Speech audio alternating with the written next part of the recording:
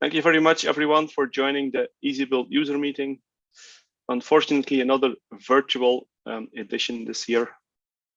So we'll be having several sessions throughout the week, pretty much in the same format as we did last year.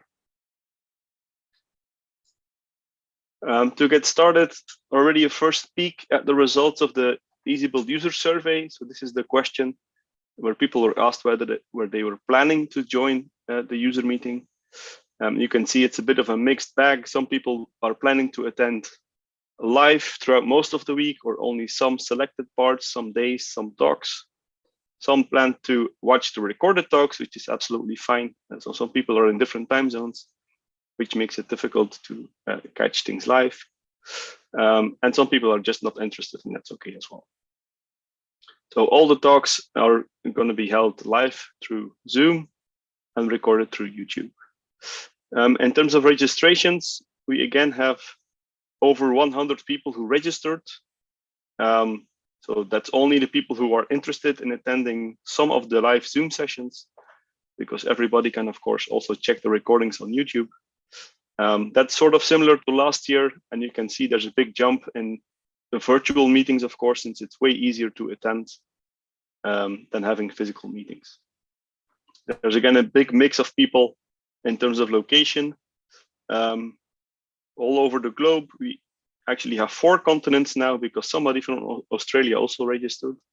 So we've jumped from 3 to 4 continents. And there's actually a remarkable bigger amount of people who registered from a company.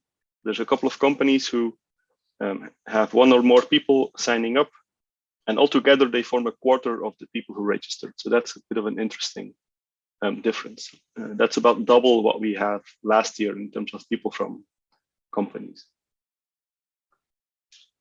This is the group pictures that we did at previous EasyBuild user meetings, which were also well attended. So in the Netherlands, in Belgium, and in Spain. Last year, we also took a group picture, but that didn't really work out very well, since we're also fully virtual, and many people, as now, leave their camera disabled. That's absolutely fine, but that makes it difficult for speakers to have some kind of feedback that they're doing well or not. So if you're willing, please leave your camera enabled. If you're okay with that, there's absolutely no obligation, but it does help the speaker quite a bit to at least have some feedback that they're not talking to a wall or in a void. So just like last year, the user meeting is going to be held fully via Zoom. We still hope to pick up on our original plan from 2020 to have the next EasyBuild user meeting in Sweden. That has shifted, of course, to next year, and let's see how things are then. So Zoom links, the Zoom link, actually, there's only one link, was only sent to speakers and registered attendees to have some control over who joins the Zoom meeting. So please don't share the link with others. If they are interested, they can always send us an email via EUM@lists.ugent.be, and we're happy to share the link with them. But it's good to have some control over, or at least some knowledge of who's joining the Zoom meetings. And of course, many thanks to Simon at University of Birmingham, who is actively helping handling the Zoom part of the user meeting. The Q&A will be handled through Zoom and Slack as usual. So the chat in Zoom will be monitored by a couple of people, especially during the Q&A after each talk. The same things go for Slack. For the EasyBuild Slack, we have a dedicated channel for the user meeting, #EUM. So feel free to post any questions, any remarks regarding the talk. We expect things to get busy there. So if you have questions and others would like to pitch in on that question, please use the threading feature that Slack has to have at least some organization in the discussions.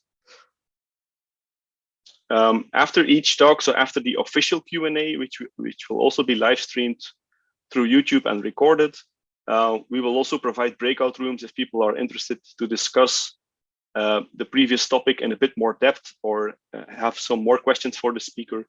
They can jump into the Zoom room, but this part will not be streamed or will not be recorded. So you can only join that part if you're actually in the Zoom meeting. Also here, many thanks to Alan and Oke for helping out with moderating and making sure that things are followed up correctly. All the talks are live streamed through the YouTube, the EasyBuild YouTube channel, which has been there for a while now, so it should not be very difficult to find, I hope. All the recordings are being kept there as well. We will probably replace the live streamed events with a proper recording, because then we can get rid of the Zoom logo. That's one of the reasons. All the talks from previous EasyBuild user meetings and presentations, there's a big collection of playlists and recorded talks available there on the EasyBuild YouTube channel. And also here, thanks for Alan for keeping an eye that things are working correctly. So then a quick overview of the program for this week. Today we will start things rather slow, let's say, with just 2 presentations. One by Kurt Lust on how EasyBuild is being used on Lumi. And then I'll follow up with the traditional State of the Union talk. Giving an overview of how EasyBuild has been doing in the last year, what has moved, how things are changing, and so on. Tomorrow we'll have 4 presentations, well, actually more than 4. We'll have 4 big blocks. One block with site presentations by CCAM, Barcelona Supercomputing, Earth Sciences Department, and Inuits. And then a talk, 2 talks related to the new Singularity Aptainer. So one in relation to CVMFS, and one by the Aptainer developers themselves on how they are transitioning from Singularity to Aptainer. And then Todd Gamblin is going to wrap up with an overview of what they have in mind for SPAC in the coming year. Then we'll go full throttle on Wednesday with 5 talk slots. Another one related to SPAC. So JP is going to compare EasyBuild and SPAC from the point of view of somebody new to both tools, and do a comparison like this. So that should be interesting. Guillaume is going to talk on how they used EasyBuild at Red Hat in a Kubernetes-based data science setup. Then Alex from the University of Brussels is going to talk about setting up an API stack with EasyBuild on their non-exascale system. So it will involve lots of PMIX and exascale-ready tools on a small cluster, actually. Then Thomas is going to talk about getting started with Easy. So we had a presentation on the Easy project last year. We don't want to just repeat that same presentation. We'll shift the focus a bit on how you can get started with Easy from different use cases. And then Hugo and Davide are going to talk about how they used Easy on Azure for running war simulations. Then on Thursday, we're shifting the focus a bit less on EasyBuild, but more on related projects. There's a new major version of the environment modules project, so the equivalent, let's say, of the more popular LMOD today. So Xavier is going to talk about the changes that made them do a new major version release. Then sort of a new type of talk for the EasyBuild user meeting, something we haven't been doing in the last years, is an actual scientific topic where Thomas is going to explain how the fusion research is simulating fusion plasmas. And this is a bit different from before, so there's no real EasyBuild link here, but we figured it might be a good idea to step a bit closer towards the scientists for which we are installing software and look at things from their point of view. Then we'll also get an update on Reframe from Vaselios and on LMOD and Exalt by Robert McClay. And we'll wrap up the day by a talk by Vanessa, who's going to explain the new RSE, or Research Software Engineer movement. And then to wrap up the week, we'll have 2 more site presentations by SURF in the Netherlands and the Jülich Supercomputing Center.